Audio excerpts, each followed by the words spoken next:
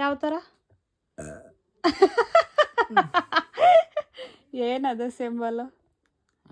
ಹಿಂಗಂದ್ರೇನು?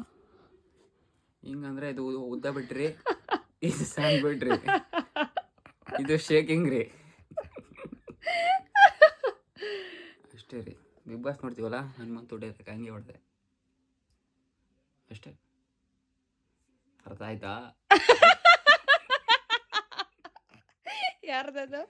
ಮೋಕ್ಷಿತ. ನೀನು ಯಾರು fan big boss ಅಲ್ಲಿ? ಕಿಚ್ಚ. ಕಿಚ್ಚ ಗೊತ್ತು ಕಣೋ. ಬಿಗ್ ಬಾಸ್ ಒಳಗಡೆ ಇರೋದು ಯಾರು ಫ್ಯಾನು? ಆ ಥರ ಏನಿಲ್ಲ, ಇಷ್ಟ ಅಂದರೆ ಹನುಮಂತು, ರಜತ್ ಅಷ್ಟೇ.